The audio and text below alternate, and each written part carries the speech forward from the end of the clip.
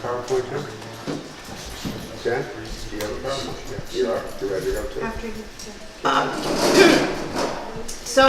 Welcome everyone to townofulstercitizens.org monthly meeting. For those of you that are new, and I see, hi Michelle, a lot of new faces here, welcome to the town of Ulster. This group formed in January of 2018. It seems like a long time ago. 1944.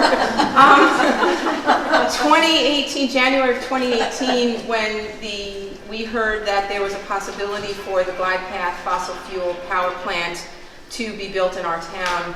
And we have been meeting monthly ever since then, and we are proud to be here to say that we won that battle, and the fossil fuel plant has turned into a battery storage facility, which instead of taking us 50 years into the past, we're moving 20 or 30 years in the future. So we're very proud of the work. And everyone should remember a town vote for citizens who was in on that fight. Everybody here raise your hand so people can see what community can do. And Vincent, raise your hand. Raise your hand. Bravo. And well, I'll say it when I introduce you. And so we've been dealing with a number of issues. We attend our town board meetings regularly, and we speak up regularly. And one of the issues that came up really because of me, I got dropped into it, was the tenants issue that has arisen with the landlord that has bought now 5 properties in Ulster County. And those 5 properties are Sunset Garden and Lakeshore Villas, which are in respectively the town of Ulster and Port Huon. They also own Black Creek in Highland. They have just bought Stony Run in the city of Kingston, and they have Kingston Waterfront in the city of Kingston. We thought that they owned Dutch Village, but they do not. I believe that one of the members of the group bought it separately, so it is separate from this company, E&M Management, which is a company from Lawrence, New York. So because I live in Sunset Garden, I was smack dab in the middle of what happened, and this became a personal issue for me because the landlord was not treating us very well, and the property deteriorated very quickly, and we heard the same things were happening around with all the other properties that they owned. So we have been speaking out, and there have been terms, housing crisis, gentrification, Section 8, subsidized housing, affordable housing, have been bandied about, as well as tenants' rights, which Rebecca is going to give us an update at the end of the presentations on what's happening, because renters' laws expire this year. So if we don't replace them with laws, renters will be without any protection at all. So I had brought this up a couple of months ago at our meeting, because at the time I had just been issued a 30-day notice from my landlord that I was to leave the premises, and that was at the end of December. And I'm still there, and actually just had that rescinded because just to tell you what Citizen Power can do, from all of the speaking out and the different entities we spoke to, and Kevin, you've been helpful in this fight. After our last meeting, which was held at RUPCO for Ulster County tenants, there were 19 violations that were issued at Lakeshore Villas because of the things that they were not taking care of over there. 46 leases were sent to people at Sunset Garden, and there was a large number sent to them at Lakeshore Villas. I don't know the exact number over there, because what they were doing is not renewing anybody's leases that lived with the former landlord. And the manager that was looking after the properties, he is no longer with the company, and we have our old manager back from the previous owner, which is really good news. So the tenants have really, in this area, have turned this around to make a big difference. And it's really exciting to see that, and I'm happy to say that people are getting better services and better living conditions because of it. So what we're here for today, because when we were talking about all of this, our Vicky questioned, well, we're talking about housing, what does all of this mean? So that is the point of tonight's session, is for us to understand the landscape of housing here in Ulster County, and to talk about those terms that I just mentioned, and to get a greater understanding of what they are. Because if we understand what the issue is, then we can better do our work as activists and citizens to resolve these issues and to protect our citizens. So we have with us tonight the best of the best on this topic, I'm happy to say, and I would like to give a very warm welcome to Kevin O'Connor, who is the CEO of RUPCO.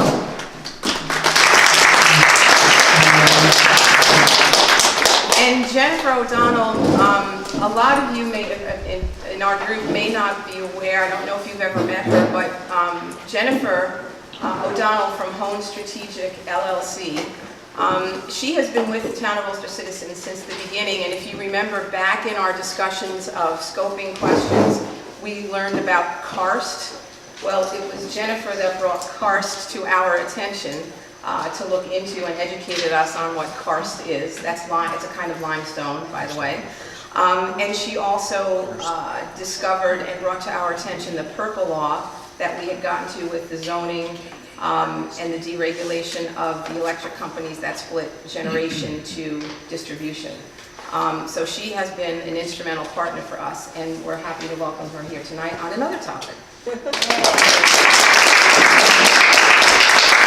It really does take a village to deal with these issues. So I will turn the floor over to Kevin. This went black. There you go. That's There it. it is. Oh,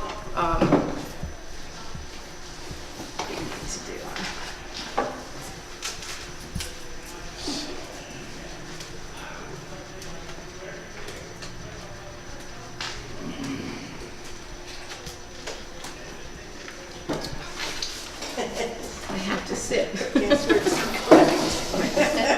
if you do it like this.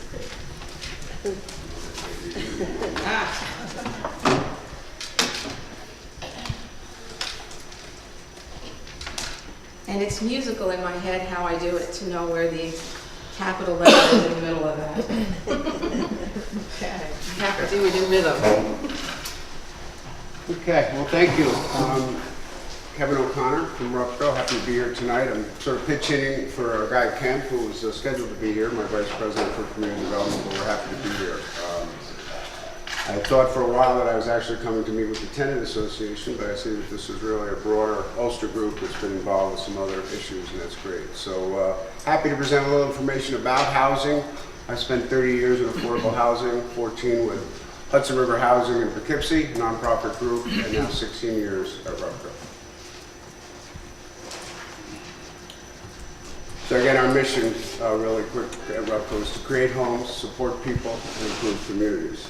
We were formed in 1981 as the Rural Ulster Preservation Company, and we've been at it ever since. About 7 or 8 years ago, we, or even longer, our board of directors decided that we would go beyond the boundaries of Ulster County and do the work that we are somewhat expert at, which is generally bringing resources to community need, principally around housing, and do that in other areas of the Hudson River Valley. So we adopted what had been our acronym as our name. So today, our name is RUPCO. When people ask us what it stands for, I say excellence. So affordable housing.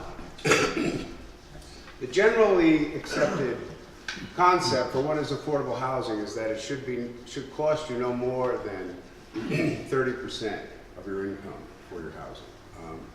It's a rule that the banks will use if you apply for a mortgage. Last year in Ulster County, RUPCO helped 104 families buy their first home with grant money, education. The average grant for down payment, closing costs, and housing repair on these homes was slightly over $20,000. And we helped 104 families. The year before, we helped 102. And we counsel people, and You cannot get our assistance if your ratios are not correct. So you cannot be paying more than 30% on a mortgage, and you cannot have additional debt that would take your total debt above 40%. So those are very important, and generally this consideration, particularly in rental, it looks to include utilities and for homeowners, taxes and insurance as well.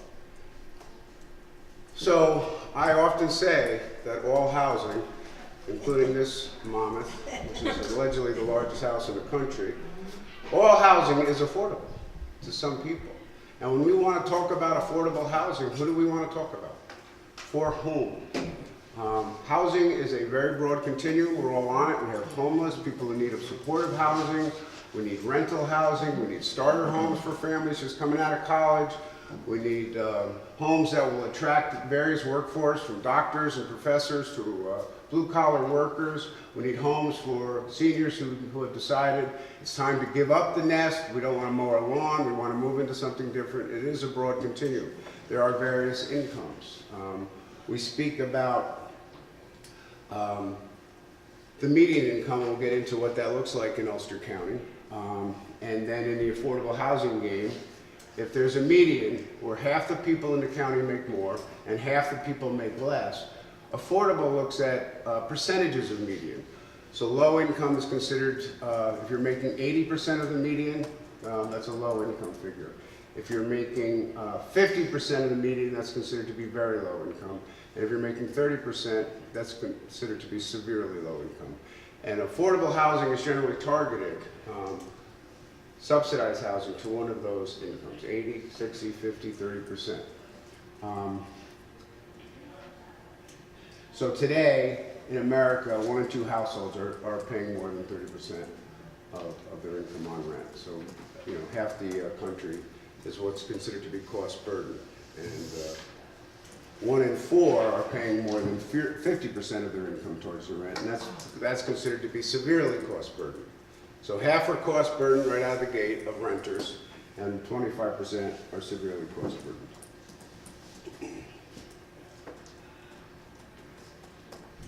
So this is obviously going on across the country, and rents are escalating at a time when incomes are stagnant, and we have really a growing rental problem across the country.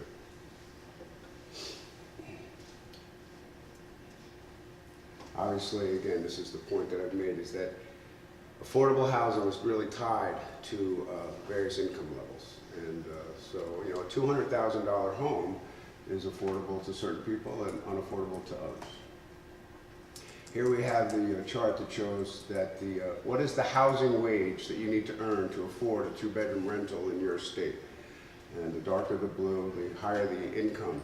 California is the highest wage required to afford a 2-bedroom at $32. I think New York is number 2 at $30. So if you're not making $30 an hour, then you are not going to be able to afford a 2-bedroom home here in the state of New York.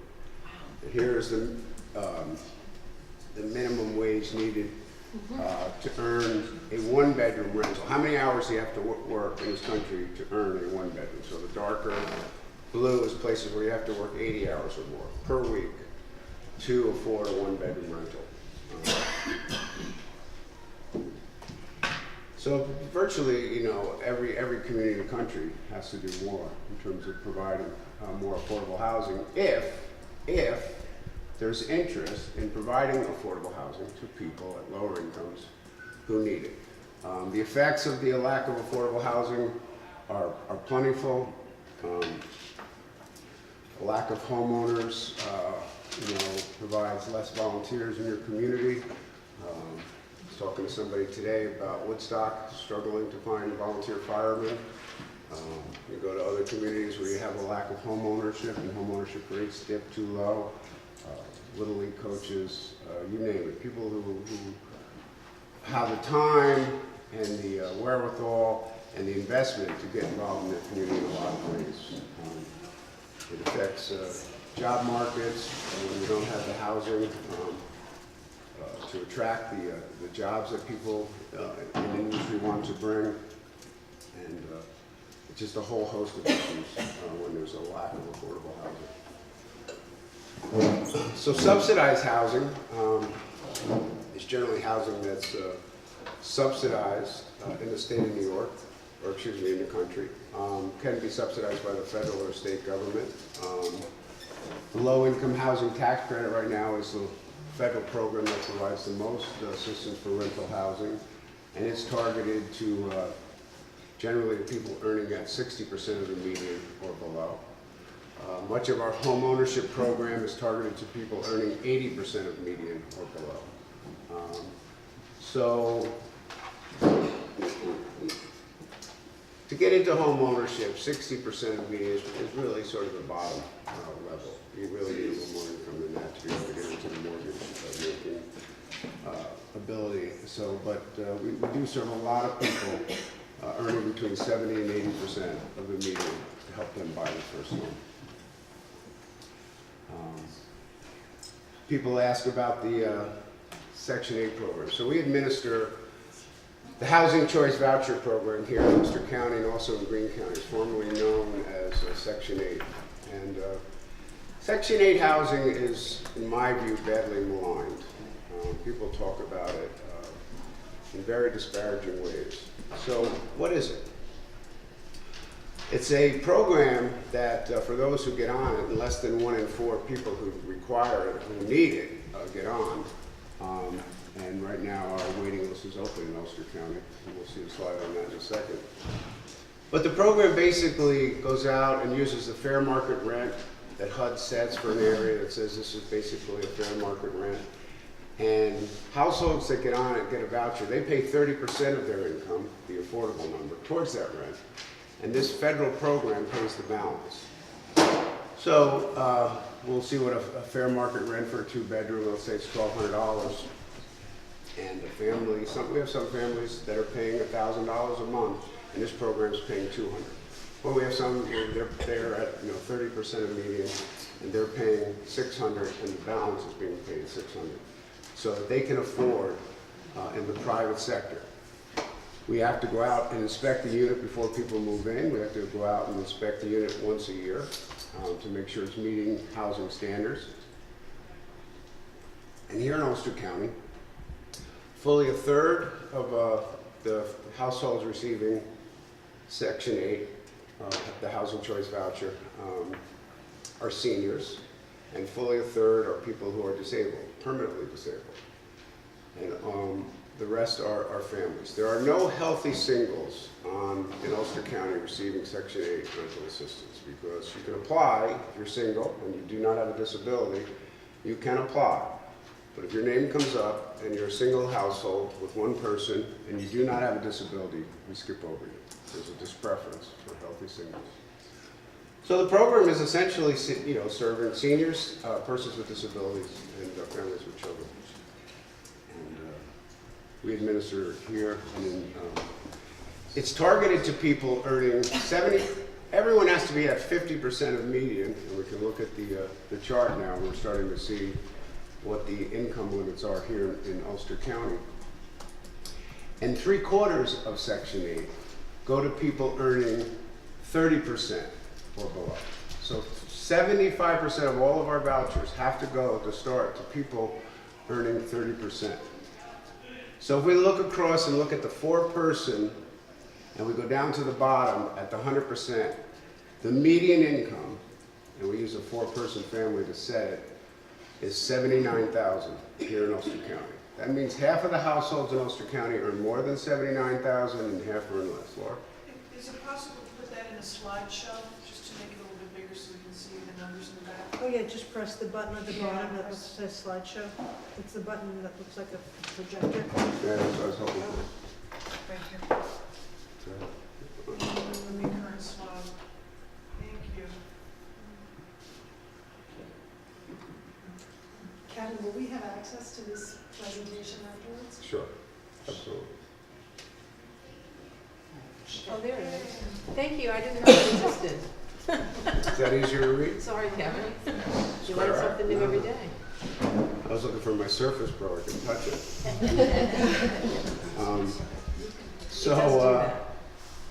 The median in Ulster County is $79,200.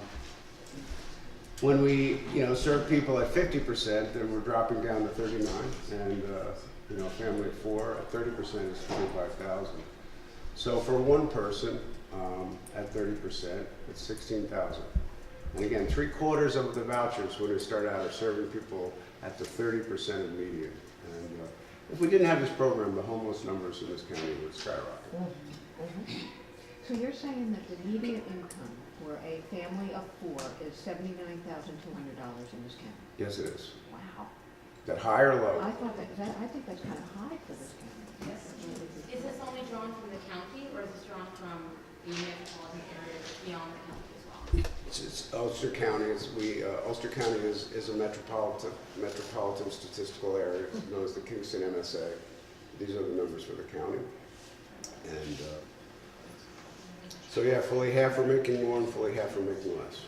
That's from Marlborough to Saugerties, more or less along the river, the MSA. It's the entire county. The entire county? These numbers Yeah. are. Okay. So So it's because of the metropolitan area. and it governs the entire county too, as well. So it's close. In Ulster, we trail some of the other counties. So Dutchess is higher, Yeah, Orange is higher, that I know. Sullivan is lower, Green is lower. Right.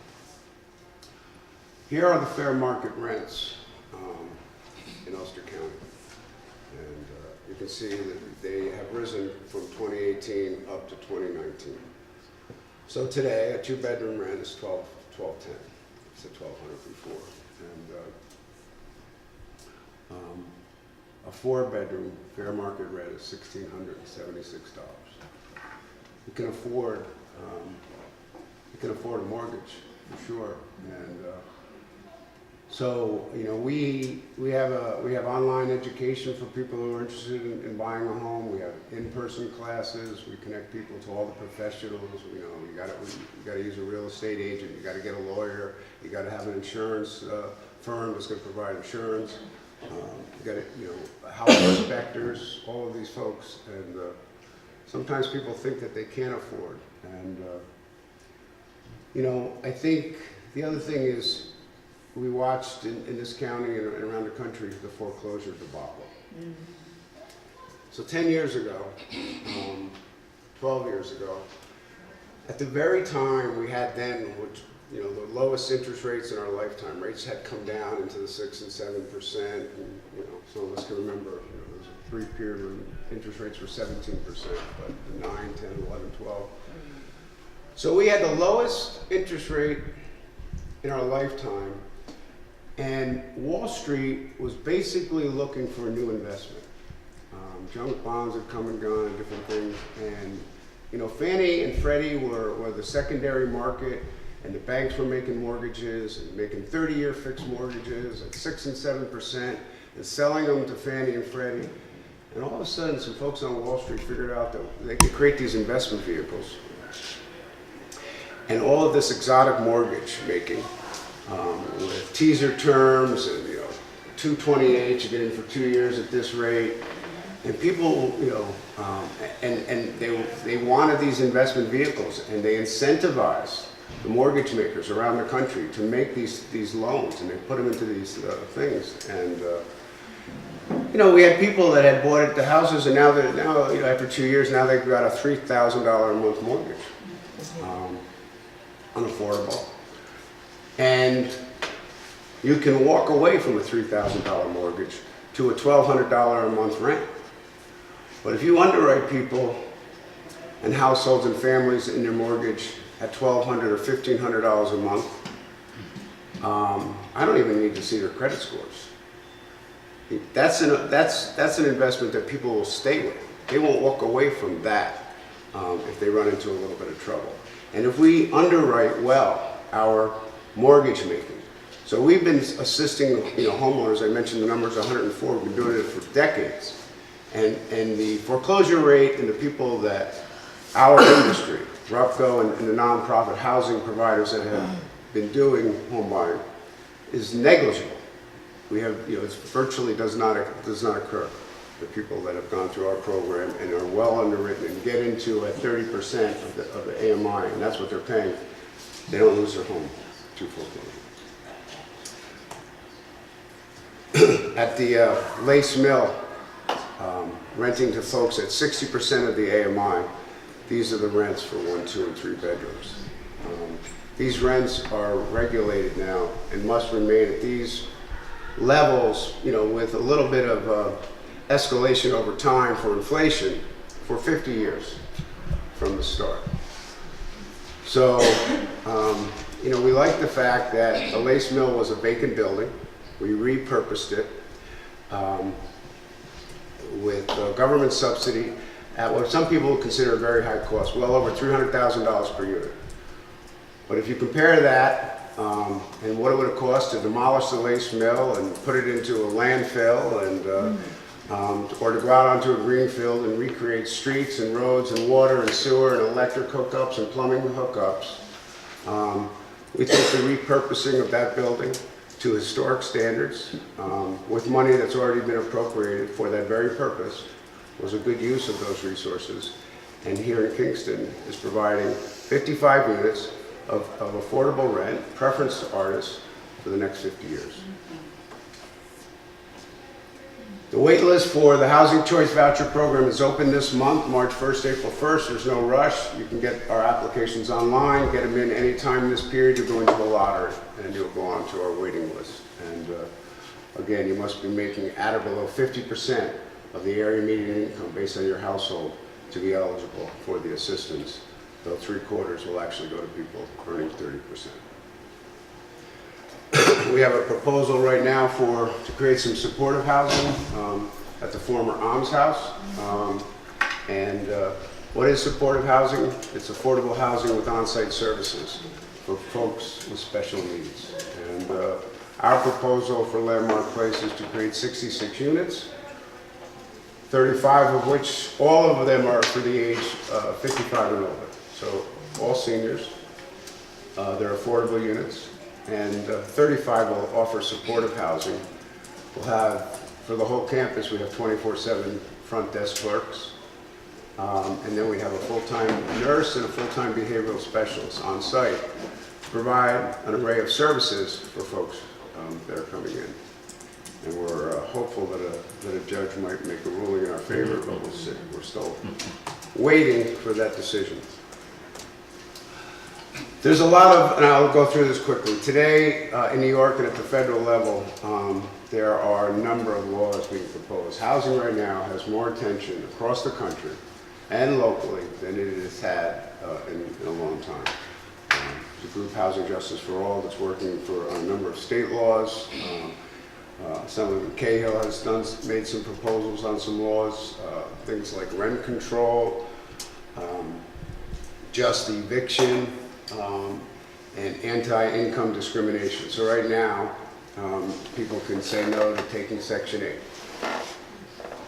Based on Section 8, landlords can say no, we won't accept you. In fact, many landlords will advertise no RUPCO, which is, you know, part of where the signs came for those opposed to Landmark Place, no RUPCO.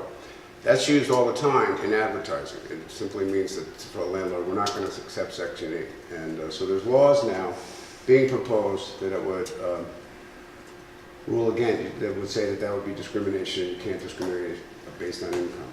It's true. I'll just pull through these quickly because I'm taking a little bit too much time. We have some laws at the federal level as well, including anti-discrimination laws being proposed. For those who might be interested, there's a great book out called Evicted, Poverty and Profit in the American City by Matthew Desmond, who's spent a year and a half in 3 different cities, looking at the churn that occurs at the low end of the housing market with investors who get involved and low-income families, and the costs that occur when families are evicted from their housing, and the costs in terms of health care and school costs, issues of domestic violence occur. It really becomes very, very difficult when there's that kind of upset. And that basic thing we call home, and when that gets upset, things can spin out of control quite quickly. I want to just mention that we're excited to have the author of The Color of Law, Richard Rothstein, coming on April 30th to the FDR Library in Hyde Park to present on his book. Richard wrote The Color of Law. I grew up in Hyde Park. I've been to the FDR Library. If I've been there once, I've been there 30 times. As a child, as a parent. And The Color of Law starts with Franklin Roosevelt comes from New York. He goes to, he's elected president, and right after the Depression, there's a great need for housing. And just give this little anecdote and I'll move on. He has a great idea. He forms the Housing Finance Agency, the HFA, and they're going to insure mortgages for the first time ever. The federal government is going to insure mortgages made by banks to induce banks to make mortgages with lower down payments. A great idea, but they put a rule in there that basically says we're going to make these mortgages for white folks, and only if the deed has a restriction that says you can never sell this to a black family. 3 times it goes before the Supreme Court, but too many Supreme Court justices have this deed, so they never hear the case. 12 years later, it's 1945, and the war is over, and Roosevelt has another great idea. He's going to create the VA, the Veterans Administration, to provide an array of services to soldiers coming back, including making mortgages. And they adopt the HFA manual. So that provision stands for till 1968. Great story about one black man who grew up in Long Island, joins the Air Force in World War II, takes the test to become a pilot, qualifies, but he can't become a pilot because he's black. He can be a mechanic. He serves, he's a mechanic, he comes out, he's in Long Island. They're building Levittown. I think Levittown built, someone here might know the number, 3,800, some great number of homes. And he started a trucking company, and he made a lot of money from Levittown. He employed his kids, he employed his nephews, but he could never buy a house in Levittown. So Richard wrote the book. It's a great book. It's a great read. He's coming to the FDR Library. We're very excited about it on April 30th. Here's some contact information for us, and I apologize if I've gone too long. Well, thank you very much. Not at all. So we're going to have Jennifer speak now, and then there'll be time for questions. So write the questions down, but let's get through the presentations and understand all of this, and then you'll have your chance. Actually, a minute. I promise. So, hi, I'm Jennifer Badal, and I, with my husband, Mr. Francis O'Donnell. Our son was here a little earlier, some of you noticed, but I think he would probably zone out on some of this, so we took him home. How many of you know about the Kingston Citizens group? Okay, so that's the group that, to some extent, was the helper of. In fact, the first conversation that I had with the co-founder, Rebecca Martin, before she became the fearless leader that she now is, was when she said, why does our community look the way it does? And I said, well, it's probably a history that would take, how many years you have to hear that story. And Kevin is telling a part of it, and in fact, there's definitely no way to tell the story of planning and zoning without talking about the history of exclusion and inequality in our country. And it was not what the emphasis of Richard Rothstein's book is about how this is not just a matter of accident or, oops, these policies happen to result in this. There was a definite intention. And the reason that it is important for all of us, whatever income level we're at, is that our landscape is now set in a pattern that makes it difficult for children to walk to school, for people to live healthy lifestyles in complete neighborhoods, for us to get anywhere, I don't know about the town of Ulster, but even in Kingston, it's difficult for most of us to get groceries or to school without getting into a vehicle. And that's really a factor of the way that we have planned and zoned. So what I want to talk with you about today is a little bit about the way that your comprehensive plan looks, and because how many of you have actually seen the comprehensive plan for the town of Ulster? Okay, great. Well, I hope more of you will, and I'm going to show you what it looks like and what it says about housing. But first, let's just talk a little bit about planning for affordable housing. So I'm going to probably repeat a few things that Kevin said, because that's the story that we're here to tell you. This is what the American Dream looked like in Levittown. It was, any comments about that? What did that look like to you? A little it's like a shed. Backyard shed, right? Yes, well, it's definitely a certain image of the way America was supposed to look. And I was at Barnes & Noble yesterday, just trying to think about what I wanted to talk with you about.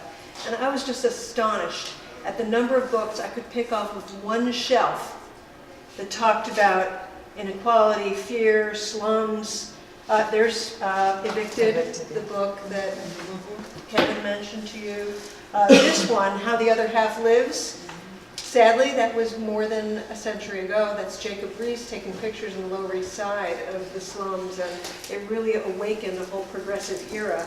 But we have actually returned to an unequal society, and a lot of it has to do with policies. I won't go through all of the housing laws, policies, and programs, but suffice it to say that when zoning was created at the beginning of the 20th century, it was, while it was intended to separate uses and make them, make it more, let's say, sanitary, not to have a pig house next to a housing, it was also, through a series of case laws, and a series of policies, such as housing policies and mortgage policies, actually created de facto, or I should say de jure, based on the law, ways of excluding people.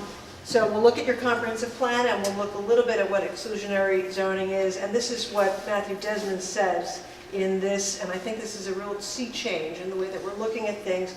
Matthew Desmond in the book Evicted said, decent affordable housing should be the basic right for everybody in this country.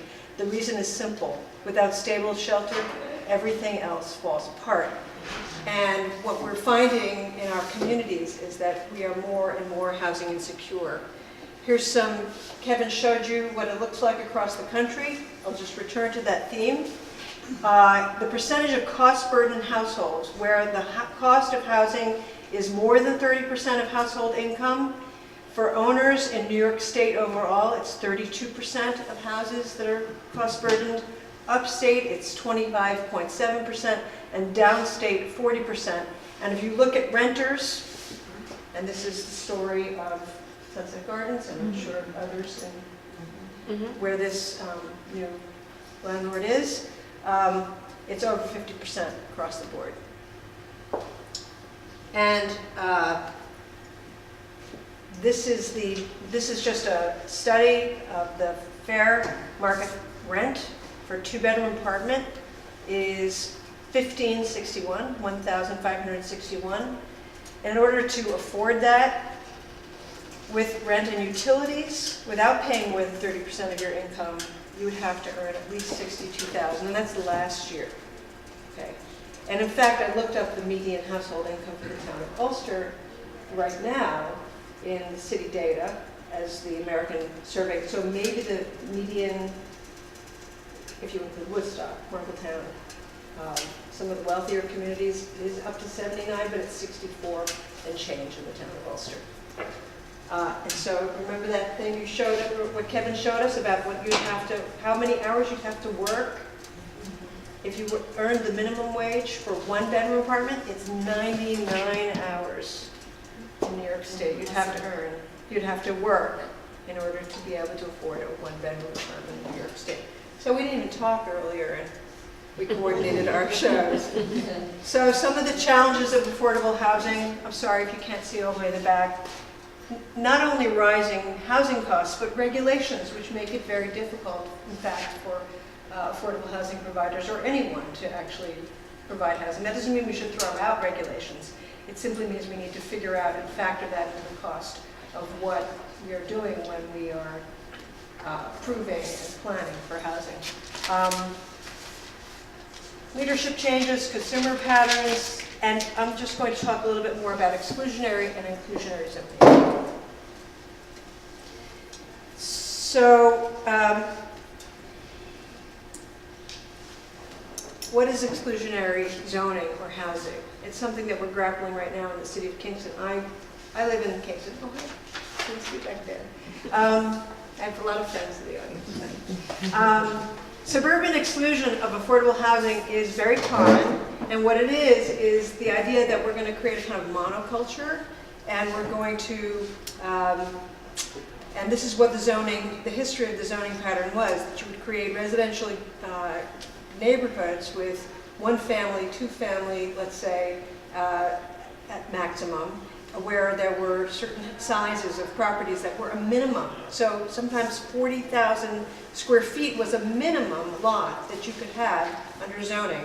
And so those neighborhoods could never economically include people who were not well off.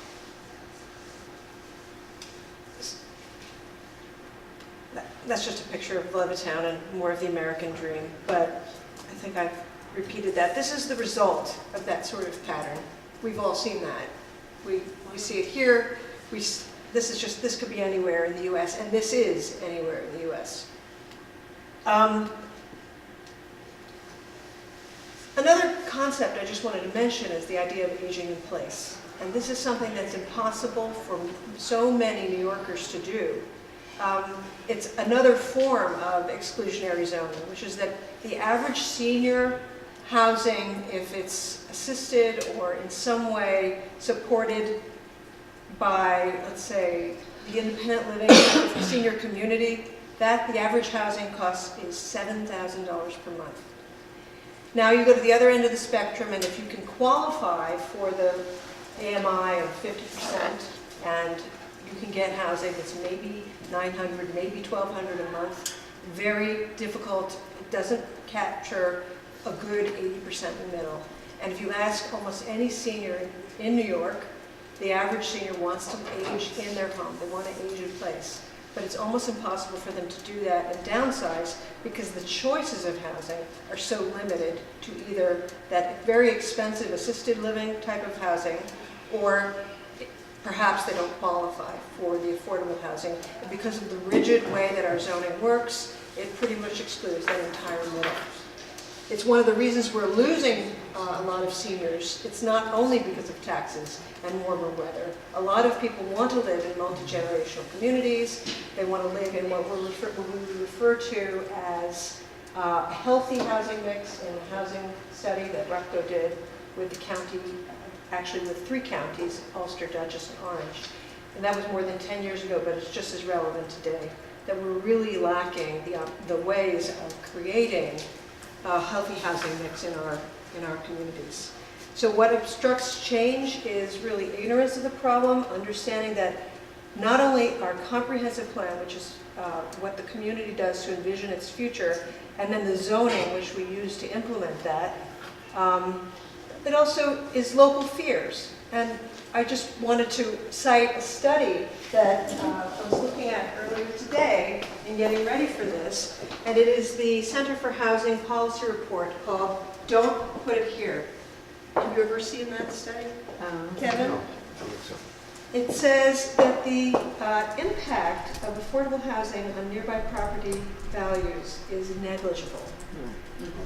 There's many studies. Many studies like that. So I just wanted to point that out to you if you want to do some reading on that. There's a lot of fear that affordable housing is somehow going to bring down our property values. But it couldn't be further from the truth. I live in the Rondout.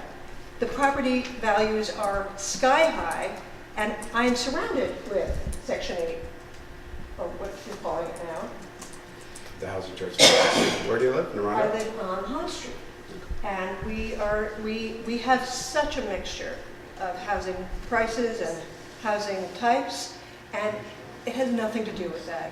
Where I live is accessible, it's near entertainment, it's near the waterfront, it's near amenities, it's historic, it's to some extent beautifully maintained, and that is actually a greater indicator of what housing value is going to be, is whether a community is maintained and has amenity and is in fact a place that is a complete community, so to speak.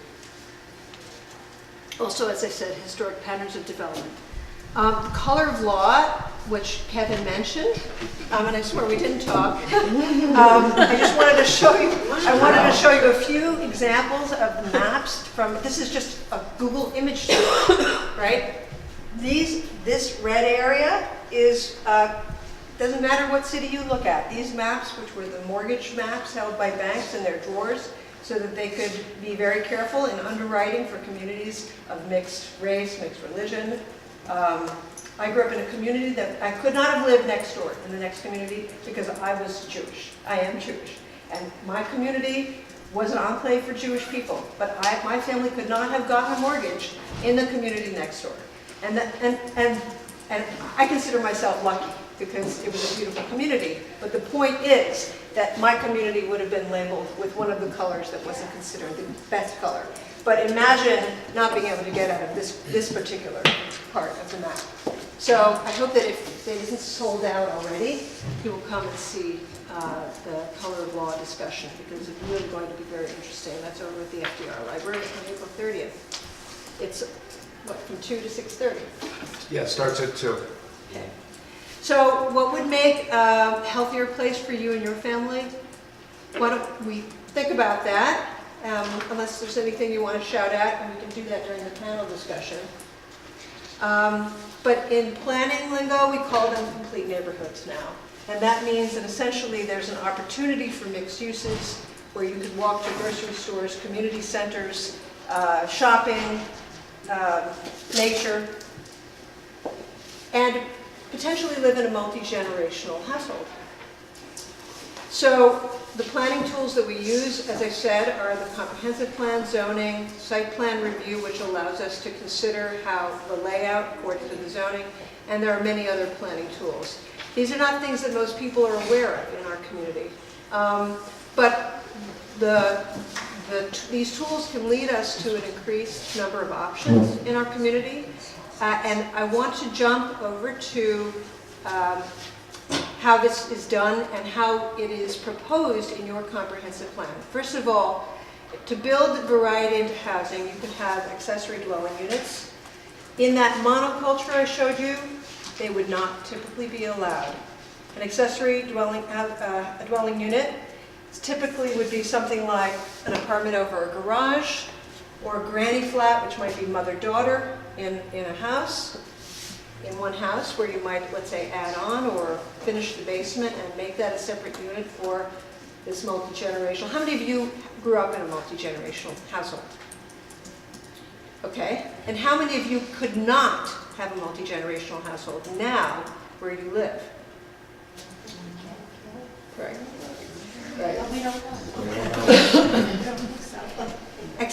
Elder cottages. This concept is sometimes difficult for people because it looks like a mobile home, but these can be temporary permits. They don't have to be permanent, and they should be considered with aesthetic regulations so that that does maintain the character of a neighborhood and is within the parameters of a site plan and the zoning that people would feel wouldn't discomfort or damage the property values of the properties next door.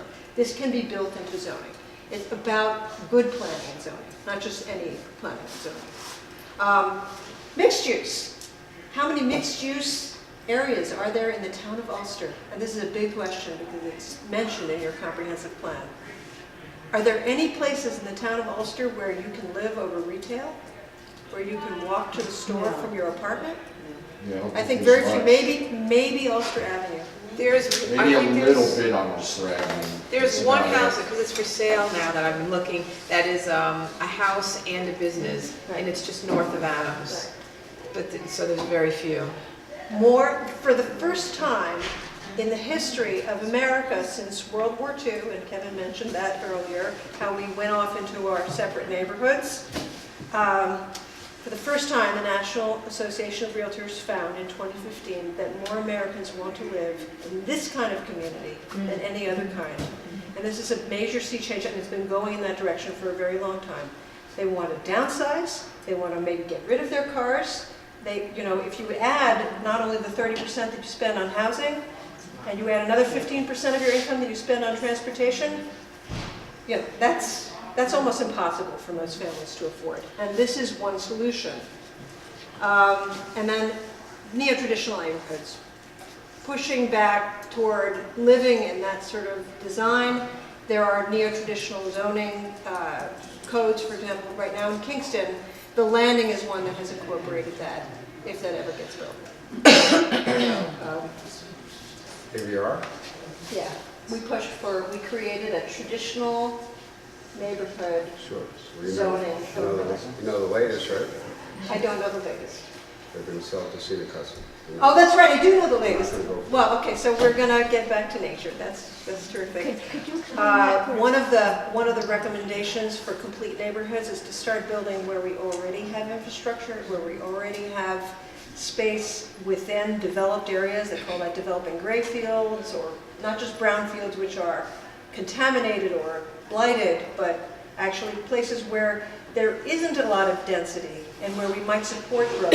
And this is another conversation for another day, but it is something that's happening all across America in dead malls. Another topic of discussion. What did you want to find, Vicki? The neo-traditional neighborhoods, could you explain that a little bit? So further? neo-traditional, imagine Uptown Kingston, Yeah. and now imagine creating zoning for a place that's new, or retrofitting the way it currently is, because it might be sort of dead, I see, and have yeah. space for growth, Yeah. to incorporate mixed use, accessory dwelling units, retail, Yeah, and- that's kind of like the Lakes. and complete streets. Yeah. Now, your comprehensive plan imagines Ulster Avenue as being more of a boulevard with bike paths, with crosswalks, well, safe crosswalks, with sidewalks, safe sidewalks, with narrower traffic calming. And I'm here to tell you, I worked at the Ulster County Planning Board, and we did 2 of these over the course of the 8 years that I was there. I don't take any longer to go through Port Ewan than I used to. It's just a much nicer place to walk. I mean, when I go to the Poughkeepsie train station now, it's just as fast as it ever was. And it's a much more beautiful way of community addressing its, public realm. We don't have time for too much more, but the comprehensive plan, as I mentioned, is the tool, and it should incorporate many of these things. I will make this available to you. This is your plan. This is your comprehensive plan. You should look for it online. And what does it say about affordable housing? It says, develop inclusionary zoning provisions to encourage the development of affordable housing units. Ensure that zoning allows for a variety of housing types, including single-family, multifamily, manufactured housing, which is the mobile homes of yore, but they can be very nice. In fact, they are required, you have to allow them in any community where you have, any community. They have to be required. They cannot be zoned out. Townhouses and senior assisted living provide density bonuses to developers who agree to provide a percentage of affordable housing units as a part of their market rate developments. Create mixed-use zoning districts to encourage residential, commercial development in existing centers. We just talked about that, how you would create a traditional neighborhood development. Support efforts to secure state and federal tax credits. This is something that RUPCO does a lot of work with. And this is an old program, the Governor's Office for Small Cities, but there are always programs available for this sort of thing. So I'm going to skip to the end because I think we want to have a discussion. But the point is, and I wanted to say this about your zoning, it incorporates all of these things in a general way, but if you want to see this happen more, we should have a follow-up discussion about how the citizens can work together to address the need for more mixed and affordable housing, or what we might call workforce housing. There's a whole variety of these techniques and tools, so we don't need to get into every single one of them. But it's more than we can talk about today. And at the same time, the power is in your hands because it is the local government that rules how these things are done. Zoning is a local matter. Zoning, we have what in New York State is known as home rule. And so your community has the ability to speak to your town board, your planning board, and your zoning board to come together and look for a more, let's say, meaningful approach to incorporating inclusionary zoning in your zoning code, which right now has a statement of purpose that includes that, but it doesn't get into some of these recommendations. And I think it would be great to see that incorporated a bit more. So there may be some amendments that can be made. And that's a positive thing. We have to talk about maybe updating what's in that comprehensive plan to support the needs that you're finding are not being met in the community. I'm going to skip all that. Long Island has a workforce housing program in which, and this started about 10 years ago, in which they looked to set aside a certain number of units. It was that the developer gets at least a 10% density bonus if they build affordable housing. You have to be very careful with incentives and set-asides because these should be, in fact, a part of your existing zoning. And if you're going to add incentives and bonuses over what the developer should be required to do as a part of what is considered to be a regional housing need, and we know that there's a regional housing need in our area, and the case law says that comprehensive plans and regional plans should incorporate regional housing needs. These incentives are important, but they should be considered only when the developer is going above and beyond what is required by the zoning. One last note, we all have had a little bit of experience now with seeker, right? I just wanted to point this out as a tool that you should all be aware of. If you look at the environmental assessment form, and I just brought this today for you because I knew that you guys have looked at the environmental assessment process very recently. Right here in question number 18, consistency with community character, it says, the proposed action may displace affordable or low-income housing in an area where there is a shortage of such housing.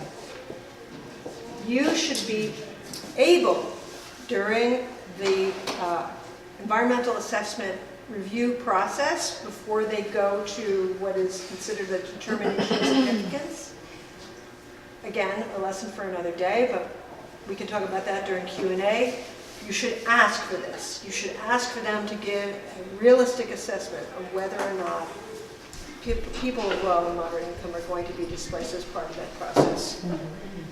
So in conclusion, and this is, I, by the way, also work for the Department of State, and we go around, I'm not representing them today, I'm also an independent consultant, but we go around the state and when we talk about this, we talk first and foremost about the vision for a community, the comprehensive plan, and encouraging those policies in the zoning. And they have to be translated very clearly into the zoning policy, or they don't get implemented. To promote workforce housing, to use these land use tools, as I showed you, some of those accessory dwelling units, cottages, etc., to attain these goals, and to integrate housing in a way that is more mixed than is currently the case. So, and again, foster regional equality and educate public officials and their constituents. So that's all I have to tell you now, but I'm sure we'll have a robust question and answer period with both of us. So thank you. Thank you.